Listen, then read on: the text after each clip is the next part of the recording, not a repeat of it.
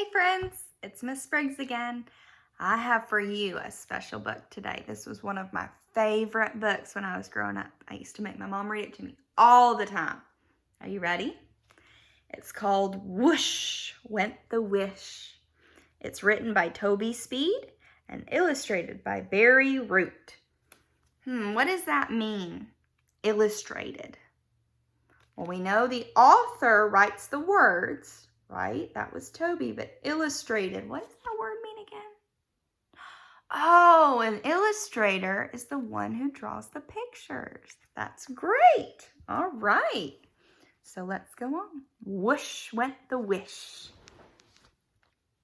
Here we go.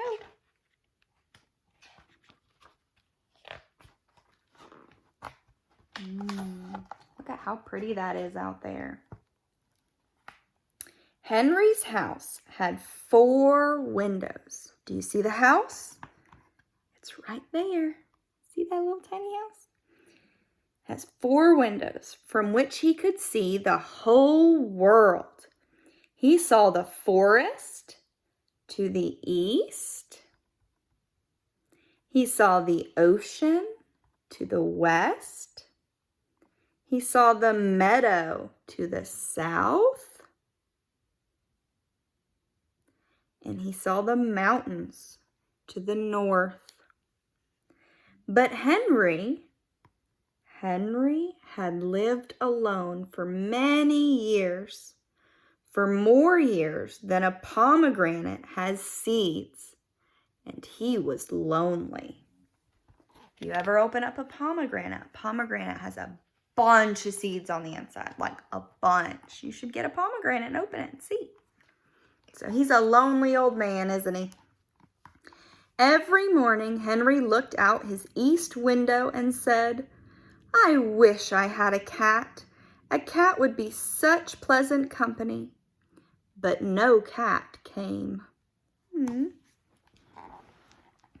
At noon, he looked out his west window and said, "I wish I had a cat.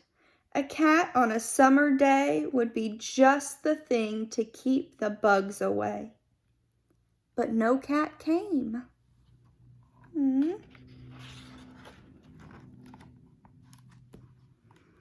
the evening, he looked out his south window and said, "Oh, how I wish I had a cat. A cat on a winter night would be just the thing to warm my lonesome lap."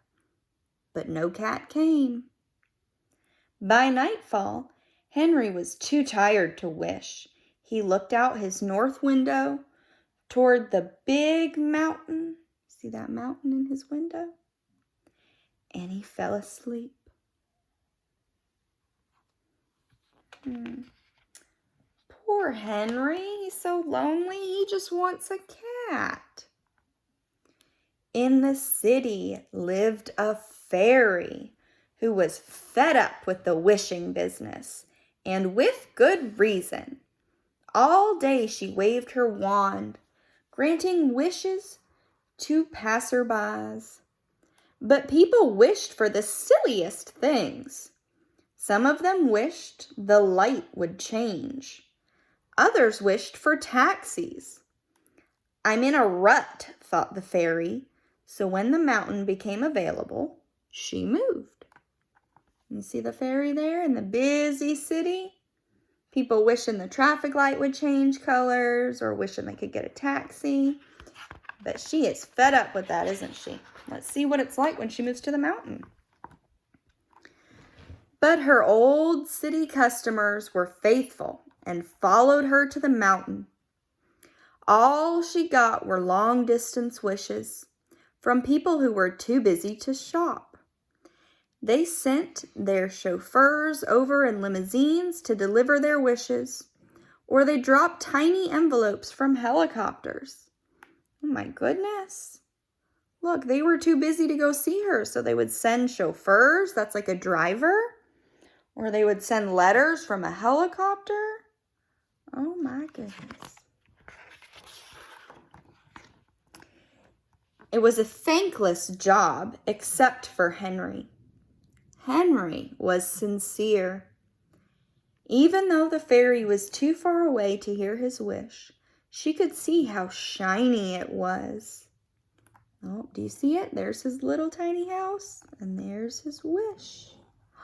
And she's watching how shiny that is. Day after day, she watched wishes fly from Henry's lips like silent silver birds fly in every direction but hers. All those wishes going to waste. At last, she went down to see him.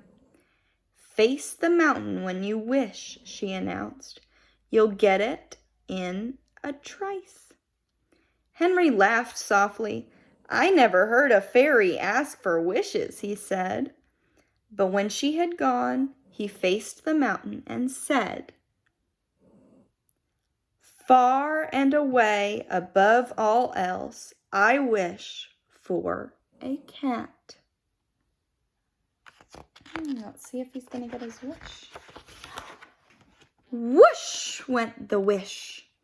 But on the way to the last two words got stuck in the branches of a bongalolly tree. Zing went the fairy's wand. She watched in amazement as the wish sailed over her head, then over the mountain top and up into the clouds, far and away and above all else. Down the mountain she skipped. Try again, she told Henry. That one got away. And back up she went. So there's his wish. Came all the way from his little house, went all the way up. Oh, she lost some letters in that tree. And then it went far and away. So she told him to try again. Let's see if this time it works. So Henry wished again. A cat is all I want to fill my house. Whoosh went the wish.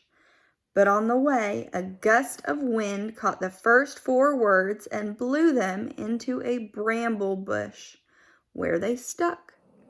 Zing went the fairy's wand, granting the rest of the wish. Down the mountain she skipped. Uh-oh. So there's his wish. Whoosh, up to the fairy, and she granted it, but look, they lost a few words. So all it says is, I want to fill my house. Uh-oh. It doesn't have anything about a cat in there. Mountain Fairy, shouted Henry, just look at my house. All I wished for was a cat, and I have no room for that. I didn't hear anything about a cat, said the fairy, but your house is certainly filled. And indeed it was. Every nook and niche and cranny and corner was crowded and crammed with stuff. So she filled his house, huh? But that's not what he meant. He didn't want a house full. He only wanted a what? A cat. That's all he wanted, huh? There were high boys, low boys, Davenports and anti-casters, pots and pans and calabashes, dishes, racks, and bric-a-brac, sideboards, cutting boards, scrambling boards, and diving boards, rocking chairs, wing chairs, scrunched down for snoozing chairs, pie pans, frying pans, soaking pans, and boiling pans, resting pillows, nesting pillows, tossing up and throwing pillows. Every alcove had a stove. Every hat rack had a hat, but no cat. Don't worry, said the fairy. I can fix this. Wish again. And back up the mountain she went. My goodness, look at how full that house is. But she says she can fix it. I sure hope she can, poor Henry. So Henry wished again. I want nothing but a cat. Whoosh went the wish. But on the way, a jutting rock cut the last three words and knocked them into a briar patch, where they stuck. Zing went the fairy's wand. granting the rest of the wish. Down the mountain she skipped. So she thought she granted that, but all it says is, I want nothing. Oh, and there's the words, but a cat. So she lost that part. Uh-oh. Mountain Fairy, cried Henry, now look what you've done. I have nothing. And indeed, Henry had absolutely nothing, not even his house. Look at that. He had to find some paper to cover up with because he doesn't even have clothes anymore. Well, you wished for nothing, scoffed the fairy. Nothing but a cat. Now what shall I do? Wait, said the fairy. I can fix this. I don't know. I'm starting to wonder about her fixing skills. What do you guys think? Up the mountain she went, fuming. Old hill, she muttered, find yourself another fairy. I wish Henry had his house back, and I wish I were his cat. Zing went her wand, and this time both wishes came true. Every scrap and syllable down the mountain she went. Oh my goodness. So what did she wish for? Zing! She wished that she was his cat, huh? And that came true. Oh my goodness. So there she is with Henry. What a beautiful cat, said Henry, picking her up. The fairy cat just purred in his arms.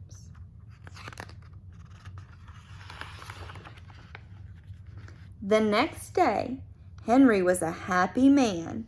In the middle of the world, he looked out his 4 windows and said, thank you, dear mountain fairy, wherever you are. On his lap, the fairy cat purred and purred. She had gotten her wish, too. The end. So what was the fairy's wish? She wished that she didn't have to be the fairy anymore, right? And that she could be Henry's cat. And she was. So that was a good story, wasn't it? Henry's happy because he has a cat now. And the fairy is a fairy cat. So she doesn't have to grant everybody's wishes. I hope you enjoyed the book as much as I used to when I was little. And I'll see you again next time, friends. Love you.